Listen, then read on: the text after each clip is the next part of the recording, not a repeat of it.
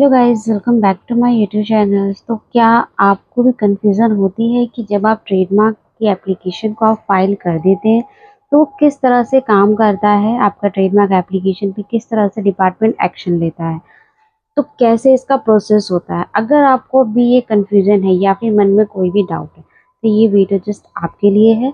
तो जब भी आप ट्रेडमार्क फाइल करें उससे पहले आपको काफ़ी सारी इन्फॉर्मेशन ले लेनी चाहिए, सिर्फ फॉर बेसिक इन्फॉर्मेशन। इससे रिलेटेड ऑलरेडी चैनल पे कई सारी वीडियोस हैं अलग अलग टॉपिक पे, आप उनको भी देख सकते हैं। बट आज जो पर्टिकुलरली बात होगी कि आपने ट्रेडमार्क एप्लीकेशन सपोजिट फाइल कर दिया है और वो ट्रेडमार्क एप्लीकेशन आपकी किस तरह से जो है प्रोसेस होगी। तो देखिए, आपने अगर ट्रेडमार्क एप्लीकेशन फाइल किया है या फिर करने के बारे में सोच रहे हैं तो जनरल मैं आपको एक बात बता देती हूँ, फिर हम इसको बहुत डिटेल में भी देखेंगे। ट्रेडमार्क सर्च, ठीक है। ट्रेडमार्क सर्च जो है वो आप कैसे करेंगे, ट्रेडमार्क सर्च किस तरह से होगा, इसके लिए क्या सबसे पहले अवेलेबिलिटी चेक की जाती है कि आपका ट्रेडमार्क अवेलेबल है या नहीं है, ठीक है। उसके बाद है फाइलिंग एप्लीकेशन, कैसे एप्लीकेशन फाइल होता है ये क्या आपके प्रोफेशनल करेंगे। अगर कोई ऑब्जेक्शन आ जाता है तो उसके लिए एग्जामिनेशन रिपोर्ट आती है। उसके बाद अगर एक्सेप्ट हो जाता है पब्लिकेशन, उसके बाद रजिस्ट्रेशन, कोई भी ऑब्जेक्शन नहीं आता है तो ये जो 1 2 3 4 5 जो बहुत ही सिंपल सा स्टेप दिख रहा है ये इतना ईजी नहीं होता है, इतना शॉर्ट नहीं होता जितना दिख रहा है। तो आज हम रियलिटी की देखेंगे किस तरह से जो है क्या प्रोसेस होता है। और सबसे पहले क्वेश्चन आपका ये आता है कि कितने दिन में ट्रेडमार्क जो है रजिस्टर होकर मिल जाएगा, उसके बारे में भी बात करेंगे। तो वीडियो को लंबा ना करते हुए हम आगे बढ़ते हैं, डिटेल में बात करते हैं। तो टॉपिक क्या क्या रहेंगे, सबसे पहले कि ट्रेडमार्क सर्च आप कैसे करेंगे, एप्लीकेशन फाइलिंग का प्रोसेस क्या है, एग्जामिनेशन और ऑब्जेक्शन कैसे हैंडल किया जाता है, और ट्रेडमार्क जनरल पब्लिकेशन क्या होता है, और फाइनल रजिस्ट्रेशन का प्रोसेस। में जितने भी मैक्सिमम क्वेश्चंस होंगे ना प्रोसेस से रिलेटेड वो आपको मिल जाएंगे। बस आपको थोड़ा ध्यान से देखना है, कन्फ्यूज़न हो रही है, एक बार में नहीं समझ आता उसको आप दोबारा देखेंगे, तो ध्यान से देखिएगा। सबसे पहले स्टार्ट किया ट्रेडमार्क एप्लीकेशन की फाइलिंग को, तो आपके पास दो ऑप्शन होते हैं, आप फिजिकल फाइलिंग कीजिए, ई फाइलिंग कीजिए। फ़र्क इतना होता है कि ई फाइलिंग ईजी होता है, यहाँ पे आपके 500 रुपीज़ भी सेव होते हैं। मीन्स कि जब आप ई फाइलिंग करते हैं तो यहाँ पे जो आपकी गवर्नमेंट फीस होती है वो 4500 होती है, ठीक है, 4.5 की होती है। बट यहाँ फिजिकल फाइलिंग में आपकी जो गवर्नमेंट फीस होती है वो आपकी 5 की होती है, मीन्स की 5000 होती है। इतना सा डिफरेंस होता है इसमें, ठीक है। आपने एप्लीकेशन फाइल कर दी, किसी भी मोड से कर सकते हैं बट जनरली प्रेफर किया जाता है कि ई फाइलिंग ही आप कीजिए, क्योंकि आप किसी भी प्रोफेशनल को हायर करेंगे तो जनरली वो ई फाइलिंग ही करेंगे, क्योंकि सब जगह से डिपार्टमेंट पास में नहीं होता है। और डिपार्टमेंट के टोटल बस पूरे इंडिया में 5 ही ऑफिस है, तो ऐसा तो नहीं है कि हर लोकेशन से पास हो, बट ई फाइलिंग कहीं से भी की जा सकती है, ठीक है। ई फाइलिंग आपका हो गया। ई फाइलिंग से पहले चेक किया जाता है कि आपका ट्रेडमार्क किसी से मिलता जुलता ना हो, ठीक है। अब उसके बाद है, अब फाइल जब आपने किया, मतलब आपके प्रोफेशनल ने किया या आपने खुद किया, वो जाएगी डिपार्टमेंट के पास, ठीक है। अब इसमें दो चीज़ होती है, डिवाइस मार्क। डिवाइस मार्क होता है अगर आपने लोगों के साथ, मतलब एक ट्रेडमार्क की इमेज के साथ अपना ट्रेडमार्क फाइल किया है, ठीक है। लाइक आप जियो का एग्जांपल ले लीजिए, जियो की इमेज है, ठीक है, आइडिया की भी इमेज है, ये क्या है, ये इमेजेस है ना, एप्पल की जैसे इमेज है, खाया हुआ एप्पल, तो लाइक दिस वो आपका डिवाइस मार्क हो गया, ठीक है। सबसे पहला जो आपका स्टेटस आएगा वो आएगा वियाना कॉडिफिकेशन, मीन्स आपका ट्रेडमार्क एप्लीकेशन जो है वो चेक होने गया है, ठीक है। ये आ जाता है, अच्छी सी बात है। उसके बाद आता है आपका फॉर्मेलिटी चेक। फॉर्मेलिटी चेक में ट्रेडमार्क के जो फॉर्म होता है उसको चेक किया जाता है कि आपने बेसिकली क्या चेक होता है, जो ट्रेडमार्क का वो आपका जो क्लास है और जो डिस्क्रिप्शन है, क्लास और डिस्क्रिप्शन परफेक्ट डला हुआ है या नहीं, कि किसी और क्लास का डिस्क्रिप्शन किसी और क्लास में तो नहीं डाल दिया है। कई बार जो है दो चीज़ें एक चीज़, कई बार जो है दो क्लास में आपकी सेम चीज़ जो है वर्क फाइल हो रही होती है, ठीक है। तो आपने क्या कर दिया, एक ही क्लास में डाल दिया, तो ऐसा नहीं, तो वहाँ पे आपका क्या जाएगा, फॉर्मेलिटी चेक फेल हो जाएगा। मतलब फर्स्ट आपका वहीं आपकी डेफिशिएंसी आ गई, ठीक है। सबसे पहला आपका एप्लीकेशन यहीं अटक गया अगर आपने यहाँ मिस्टेक कर दी तो। दूसरी चीज़ क्या होती है, आप जब डिवाइस जो हम इमेज डालते हैं वो हमें प्रॉपर ट्रेडमार्क नेम की एप्लीकेशन वो साइड डालनी होती है, लैंग्वेज का ध्यान रखना होता है, ठीक है।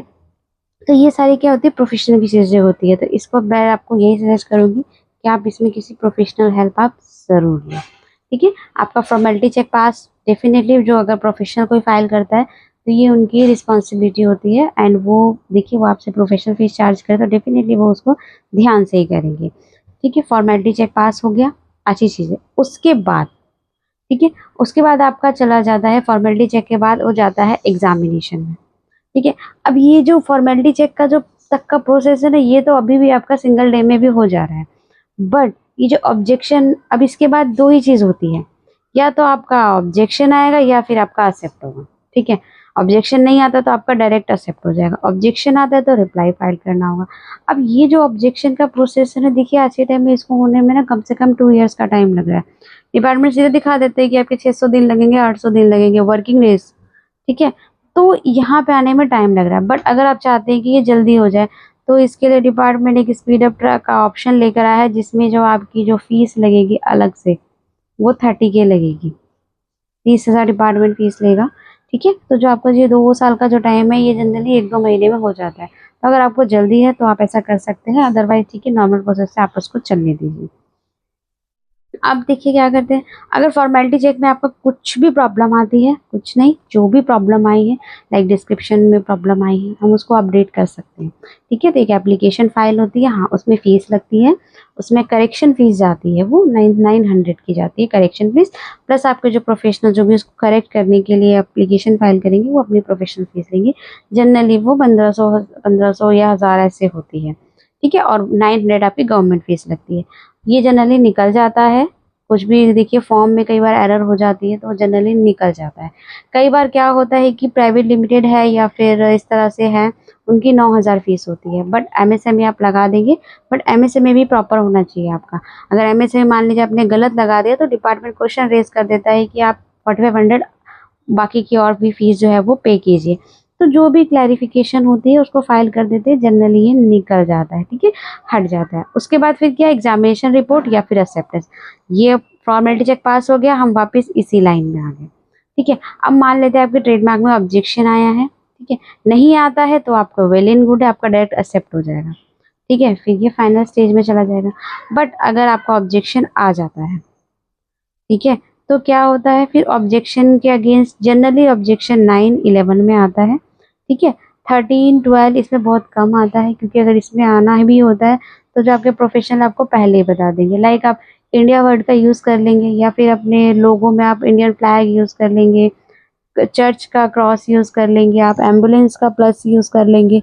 इस तरह की चीज़ें अगर आप यूज़ करेंगे तो डेफिनेटली आपको जो है 13 में आएगा, 12 में भी आता है, तो वो चीज़ जल्दी से हटती नहीं है। ठीक है।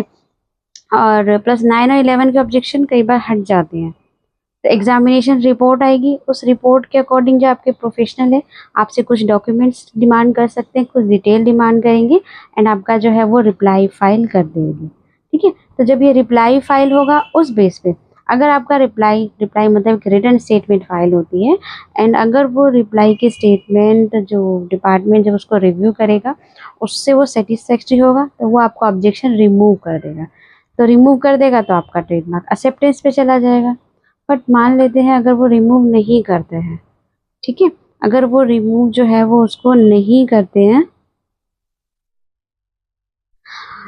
तो फिर क्या होगा, तो आपका जो है कि एप्लीकेशन क्लोज नहीं होती है, आपका शो कॉज हियरिंग जाएगा। मीन्स पहले जब आपने रिटर्न स्टेटमेंट दी थी वो रिटर्न में दी थी, अब इसके बाद क्या होगा, हियरिंग पे जाएगा। मीन्स जो आपके प्रोफेशनल है वो सामने से आपकी जो ट्रेडमार्क की एप्लीकेशन को सामने से उसके बारे में बताएंगे, लाइक एक हियरिंग टाइम जैसे कोर्ट में होती है वैसे।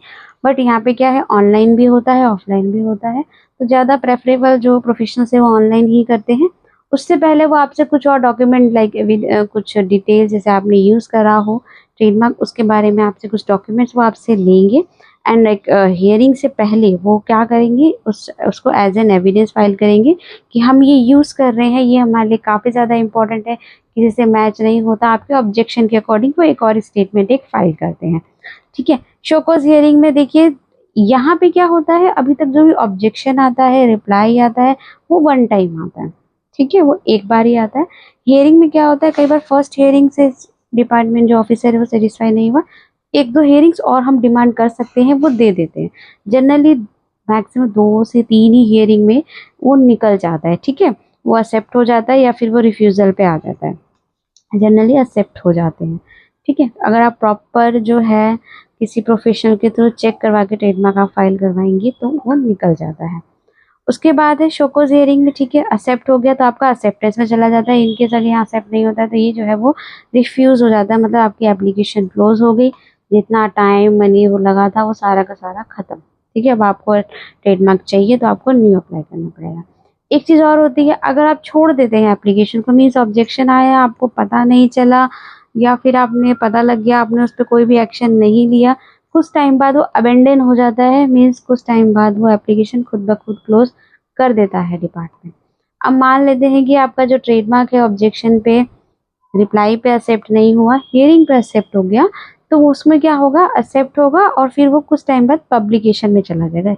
एक ट्रेडमार्क जनरल पब्लिश होगा, जनरली वो 4 मंथ तक पब्लिश रहता है। इट मीन्स 4 मंथ तक किसी भी थर्ड पार्टी को, किसी को भी आपके ट्रेडमार्क से प्रॉब्लम है, उसको ऐसा लगता है कि ये ट्रेडमार्क मेरे से मैच होता है या मेरे बिजनेस नेम से मैच होता है, ये ट्रेडमार्क आपको नहीं मिलना चाहिए, तो वो क्या करेंगे, वो अपोजिशन फाइल करेंगे। ठीक है, अपोज कर देंगे। अपोज करते तो फिर आपको अपोज के लिए रिप्लाई फाइल करना होता है, देन उसमें हियरिंग जाती है। तो अगर अपोज नहीं होता है तो 4 महीने के बाद क्या होगा, आपका ट्रेडमार्क का रजिस्ट्रेशन का सर्टिफिकेट आ जाएगा। ठीक है, ये आपका प्रोसेस होता है। तो ये होता है एक सिंपल प्रोसेस, किस तरह से जो है आपका ट्रेडमार्क का जो एप्लीकेशन है वो उसको प्रोसेस किया जाता है। तो होप सो कि आपको इन्फॉर्मेशन समझ आई होगी। फिर भी कोई भी कंफ्यूजन रह जाती है आप नीचे कमेंट बॉक्स में लिखिए। एंड ट्रेडमार्क से रिलेटेड आपको कोई भी सर्विस चाहिए, कोई भी क्वेरी है तो आप कमेंट बॉक्स में या फिर आपको डिस्क्रिप्शन बॉक्स में कॉन्टैक्ट नंबर मिल जाएगा, आप व्हाट्सएप करके बात कर सकते हैं। So thanks for watching this video. इस तरह की इन्फॉर्मेशन के लिए चैनल को सब्सक्राइब करके रखें, ताकि आपके पास जो है नोटिफिकेशन सबसे पहले जाए। Thanks for watching this video, मिलते हैं नेक्स्ट वीडियो में। Thank you so much.